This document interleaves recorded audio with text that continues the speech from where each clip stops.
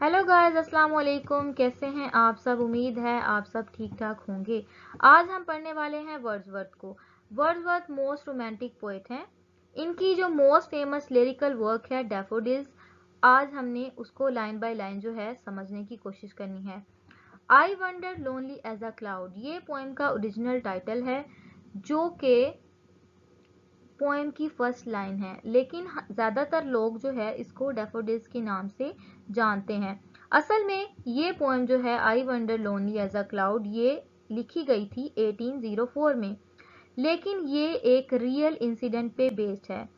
होता कुछ यूं है कि 15 अप्रैल 1802 में वर्ड्सवर्थ और इनकी सिस्टर, जिनका नाम डोरोथी है, ये एक लेक डिस्ट्रिक्ट है जो कि इंग्लैंड में मौजूद है, यहाँ पे गुजरते हुए ये बहुत ज़्यादा तादाद में डैफोडिल्स लिखते हैं, जिससे पोएट बहुत ज़्यादा इंस्पायर हो जाता है और 1807 में ये पब्लिश किया जाता है काम को। इस वर्क के 2 वॉल्यूम्स हैं।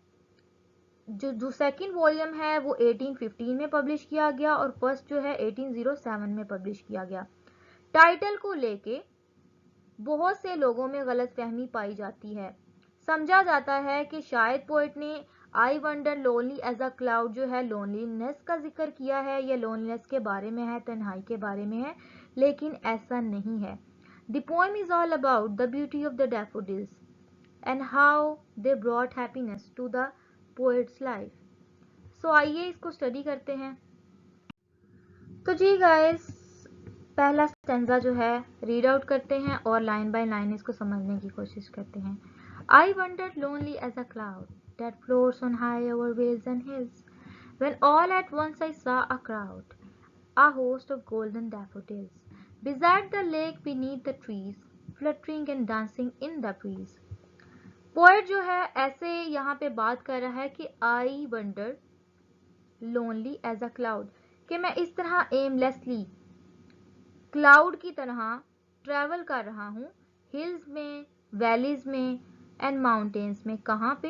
लेक डिस्ट्रिक्ट जो है इंग्लैंड में, वहाँ की बात की जा रही है। इस टाइम पे ऐसा सडनली ऐसा होता है कि इसने बहुत ज़्यादा नंबर में, बहुत ज़्यादा तादाद में गोल्डन डैफोडिल्स देख ली थी लेक के किनारे, और ये ट्री के नीचे वाक़ई थी, और ये फ्लावर्स कुछ फ्लटरिंग कर रहे थे और डांसिंग कर रहे थे हवा में।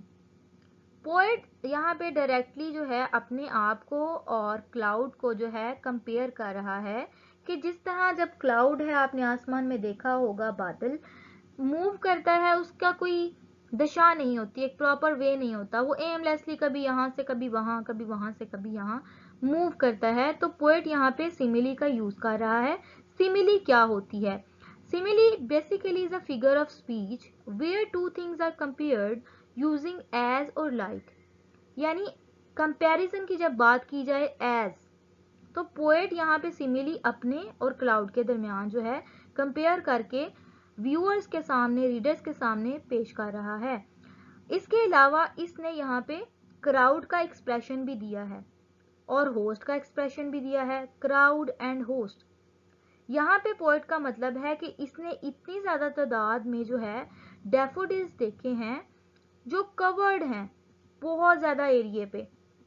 इस लाइन में पोएट असल में पर्सोनिफिकेशन का इस्तेमाल कर रहा है कि फ्लावर्स जो हैं फ्लटरिंग कर रहे हैं लाइक बर्ड्स और बटरफ्लाइज, जैसे बर्ड्स और बटरफ्लाइज जो है फ्लटरिंग करते हैं, मूव ऑन करते हैं एक जगह से दूसरी तरह, इसी तरह से यहाँ पे जो फ्लावर्स भी हैं पर्सोनिफाई किए गए हैं, ये भी मूव कर रहे हैं। और इसके अलावा ये इंडिकेशन भी है कि इस रोज में हवा जो है तेज चल रही थी। हमें आइडिया भी है कि यहाँ पे एक लैंडस्केप की एक जो है पिक्चर जो है रीडर्स के सामने पेश की गई है। लैंडस्केप में क्या होता है कि बहुत ज़्यादा इमेजिनरी दिखाई गई है, बहुत ज़्यादा एरिया जो है वो ग्रीनरी से कवर किया गया है, जहाँ पे वैलीज हैं, पहाड़ियाँ हैं, हिल्स हैं, लेक हैं, ट्रीज हैं और फ्लावर्स बीनीथ देम, उनके नीचे जो हैं फ्लावर्स हैं। यानी कि बहुत ज़्यादा खूबसूरती को और ब्यूटी को जो यहाँ पे बताया गया है कि जहाँ का माहौल है, एटमॉस्फेयर है, वो फील्ड विद ब्यूटी है कि देखने वाला जो है हैरान रह जाता है।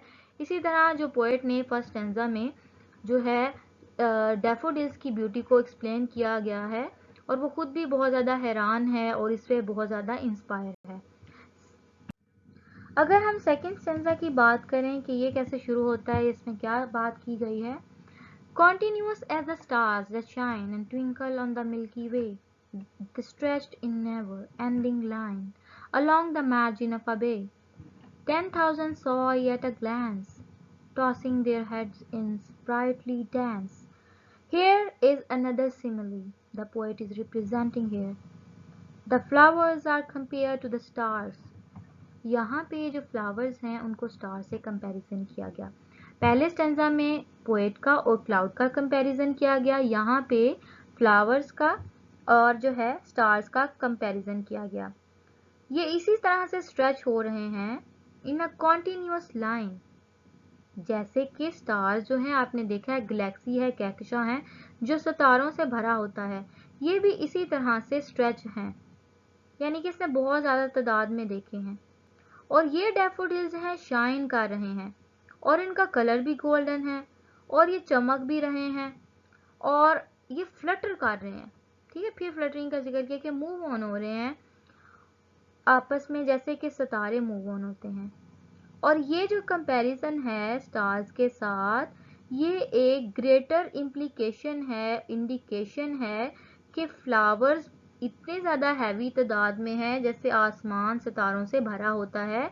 इसी तरह ये जो एरिया है, लैंडस्केप है, इन्होंने भी बहुत ज़्यादा तादाद में है यहाँ पे। और फ्लावर जो है बेसिकली विजिबल हैं पोएट के लिए, उसको नज़र आ रहे हैं वो सारे जो है। Shore line of a bay, shore line of बे का क्या मतलब है, एक ओशन है उसकी एक लाइन खींची होती है, उसको बे बोलते हैं, कि जो लाइन तक जो है ना भरे पड़े हैं ये फ्लावर्स जो हैं। और that is why he uses the phrases never ending line, को ये लाइन जो है ये कभी खत्म होने को नहीं है। अब ओशन है, उसकी जो लाइन है वो खत्म होने को नहीं होती, ठीक है, वो एंडलेस होती है। इसी तरह यहाँ पे जो फ्लावर्स की लाइन है एंडलेस है और यहाँ पे वो सजेस्ट कर रहा है कि ये जो फ्लावर्स हैं उसने उनके दिमाग पे एवर लास्टिंग इम्पैक्ट डाला है, ना कभी ख़त्म होने वाला इम्प्रेशन डाला है। इतना ज़्यादा पोएट मुतासिर हो गया है कि उसका जहन जो है भूलने को तैयार ही नहीं है।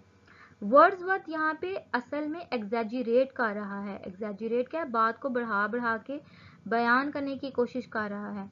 वो कह रहा है 10,000 सौ, ठीक है, 10,000, थोड़ी तादाद नहीं है कि एक ही नजर में उसने 10,000 देख लिए। इससे मुराद यहाँ पे ये भी है कि शायद पोएट ने पहले नहीं देखे क्योंकि वो इतना ज्यादा सरप्राइज है। That indicates that the poet has never seen so many daffodils at once, so he is overjoyed here. और ये जो टाइप है एक्सैजरेशन की जो इस स्टैंजा में यूज की जा रही है उसको हाइपरबोल कहा जाता है। हाइपरबोल क्या है, एग्जैजरेटेड स्टेटमेंट्स होती हैं और क्लेम्स होते हैं, not meant to be taken literally. Poet यहाँ पे कहना चाहता है कि ये जो डैफोडिल्स हैं टॉसिंग देयर हेड्स, अपने हेड्स जो है वो भी मूव कर रहे हैं जैसे कि खुशी से कोई झूम रहा होता है। Actually, poet was so amazed with the beauty of the flowers, so he found everything around him is joyful. All these references of dancing and tossing heads are part of the personification of the flowers. So he is using personification of flowers throughout this stanza. He is showing that he never seen this kind of beauty in his life, so he is so much inspired with this beauty. तो जी guys, अगर हम third stanza की तरफ देखते हैं तो ये भी कुछ इसी तरह से है जैसे हमने पहले दो स्टैंजास पढ़े हैं। The waves beside them danced, but they outdid the sparkling waves in glee. A poet could not be gay in such a jocund company. I gazed and gazed, but little thought what wealth the show to me had brought. So the waves in the bay were dancing and looking gleeful at the atmosphere, but the flowers, he, अगर हम कहें कि poet was so much happy at the time, he was so much surprise, So he was gazing continuously at the flowers and enjoying the beauty of the flowers. The word gaze अगर हम यहाँ पे बात करें तो 2 दफ़ा यहाँ पे यूज हुआ है. गेज यानी कि गौर से देखना या बहुत ज़्यादा इसको यानी कि वो बहुत इंस्पायर था, इसलिए वो बहुत ज़्यादा ध्यान से उनको देख रहा था. 2 दफ़ा इस्तेमाल करने की वजह क्या है कि पोएट जो है इंस्पायर्ड है इसके चार्म से, इसकी खूबसूरती से. सो वो इस गेज को कभी भी भूल नहीं पाता अपनी लाइफ में. और उस वक़्त he did not think much about the wealth. उसे वेल्थ की भी कोई ख़ास फ़िक्र नहीं है. और वेल्थ से मुराद वो ये यहाँ पे फ्लावर्स की वेल्थ की बात कर रहा है कि जो फ्लावर्स की वेल्थ है उन्होंने मेरे में जो हैप्पीनेस लाई है मेरी लाइफ में या मेरे माइंड में, ये हकीकी जो दौलत है उसकी भी खुशी से कंपेयर नहीं किया जा सकता. इसके लिए मटीरियलिस्टिक वर्ड से ज़्यादा जो हकीकी खुशी है वो फ्लावर्स की वेल्थ है. उसकी फ्लावर्स की वेल्थ उसके लिए ज़्यादा कीमती है मटीरियल वेल्थ से, दौलत से, मालो दौलत से. So he is so much happy. This wealth is the happiness and the pleasant memory that he enjoyed for a long time since that day. So he never forgets this time, this beauty in his life.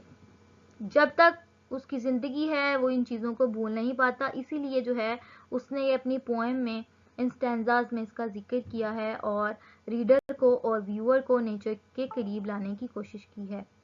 तो जी guys देखते हैं stanza number 4 को. For oft when on my couch I lie in vacant or in pensive mood, they flash upon that inward eye, which is the bliss of solitude, and then my heart with pleasure fills and dancing with the daffodils. So इस यहाँ पे भी सारी जो उसकी happiness है उसका ही जिक्र किया जा रहा है. वो कह रहा है कि जब मैं काउच पे लेटता हूँ ना, वेकेंट होता है एम्प्टी, पेंसिव मूड, मूड शायद खराब हो, एम्प्टी माइंड हो, तो दे फ्लैश अपॉन.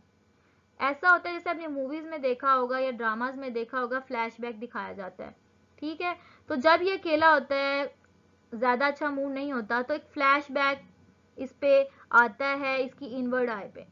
ठीक है, और इसे सारी वो बातें याद आती हैं जो उसने उस टाइम पे अपनी बहन डोरोथी के साथ जो है जब उसने फर्स्ट ग्लैंस डाली थी उन डैफोडिल्स पे, वो 10,000 डैफोडिल्स पे, तो वो चीज़ें सॉलिट्यूड में यानी कि तन्हाई में उसके लिए ब्लेसिंग बन गई हैं.